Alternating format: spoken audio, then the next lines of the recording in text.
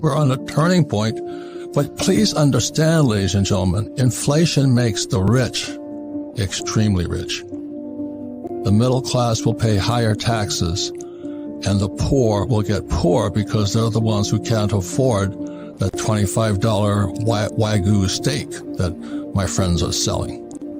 So that's why we're in the biggest critical turning points, and that's why I don't know how many years ago when I walked past Richard's book and Borders, and it says a dollar crisis. If you understand what's going on, the problem is the U.S. dollar. Because in 1944, it stopped being money. It just became the reserve currency of the world. And in 71, Nixon took the dollar off the gold standard. We're being set up right now, one of the biggest changes in world history. And it's, oh, I bought a property. What do you think? I can't even talk to him because this, to me, is 2007 all over again, and then the repo market collapsed. 2008, the market collapsed, and back in 2008, this guy named Bernanke, I believe it was, could print money.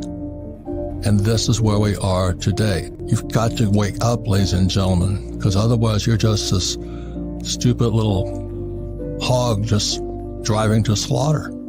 So America is we're at, not just America, we're one of the biggest turning points in world history. And like, there was Rockefeller, one of those guys said is, when shoeshine boys are giving you stock tips, time to get out. And I was in Safeway the other night, and these people are coming up to me, I did what you said, I did what you said, I bought a rental property. And I came back home and I said to Kim, time to sell. It is so dangerous, but you can't talk somebody out of it because they drank the Kool-Aid. So that's why I'm really honored to have a dear friend, Richard Duncan, been friends for years. He helped Kim and I time the last turn back in 2008. We made fortunes because while everybody was selling, we were buying. And that time has come again. And so that's why please listen to what Richard Duncan has to say. A few months ago, the Fed was still creating $120 billion every month. And then in November, they said they were going to start tapering that, reducing that by $15 billion a month. But the very next month in December, they said they're going to double that and reduce it by $30 billion a month. And that meant that it's going to come to a complete stop. The money printing is going to end totally early next month. No more printing next month.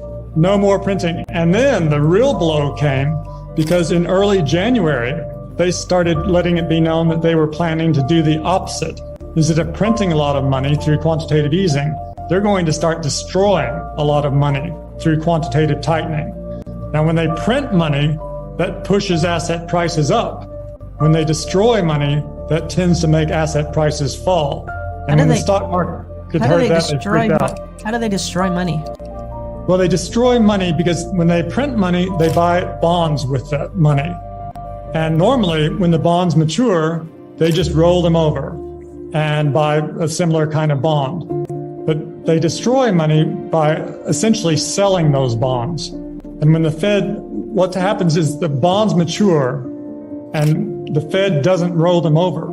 Someone else has to buy the bond. So the Fed gets its money back. And when the Fed gets money back, that money just evaporates. The Fed doesn't need to keep any money because it can make all the money it wants anytime it wants to. So it's a bit complicated to explain in just a few sentences, but the bottom line is it's the opposite of quantitative easing.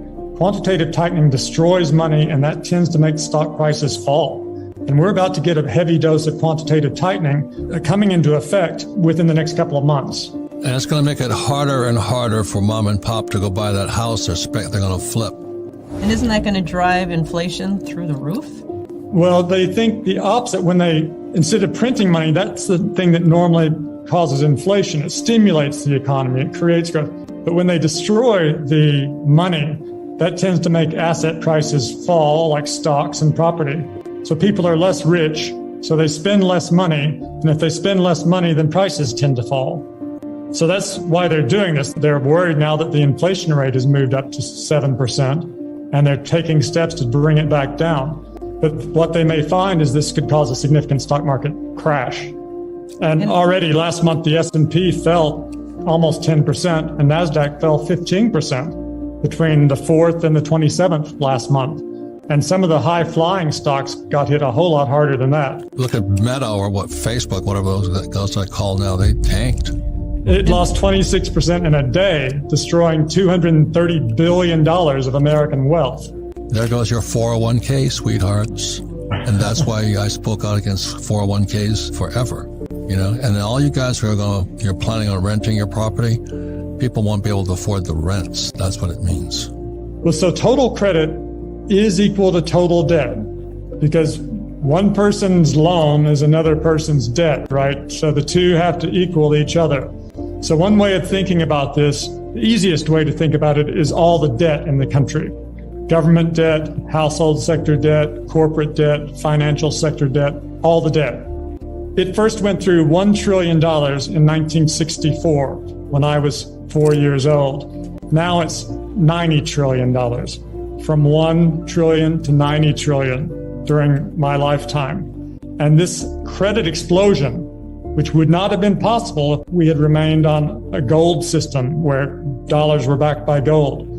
But this explosion of credit has transformed the world. Wait, Richard, hang on. You're speaking like an economist again. Credit is what the Fed and the Treasury allow people to get to the big banks like Wells Fargo and all that. And that credit then allows people, the banks, to send out debt. So then corporations and individuals come in and they take credit and they turn it into debt, but it's the same thing. So by creating credit, debt could explode. Am I correct on that or incorrect? No, I think you put that exactly right. Yeah, credit's not a word people use. They use credit card, but they think about debt, their household debt. So that's what I'm saying. We don't teach economists. You know, we teach everyday mom and pop who's trying to speculate on their 401k or their house. The reason I tend to use credit is because I say this system that we have now is not capitalism, it's creditism. Yes. Creditism sounds better than debtism. I tried that. Creditism works better. Yeah, well, Capitalism to creditism. Because credit growth drives economic growth now. We're dependent on it. Yeah, what Richard is saying is the way America grew was because we produced products. Now we don't produce products, they create credit or debt. Am I correct on that one? That's right. Instead of our economy being driven by investment and savings as it used to be, it's now driven by credit creation and consumption, and more credit creation and consumption. And that's been great. The problem is it requires credit growth to survive. If credit contracts, we have a depression. And that has made us dependent now on government borrowing and government spending to keep us out of depression.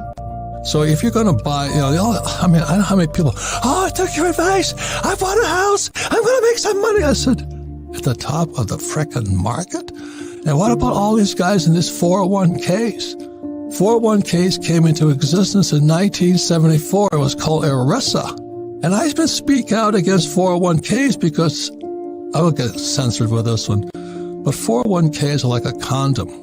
It gives you a false sense of security where you're being screwed. Do you know what I mean? And if this market crashes, when they raise these interest rates, if they do, your 401k turns to 201k. Just as you get ready to retire. All you old guys like me, hear what I'm saying? If they raise interest rates because they're going to stop inflation.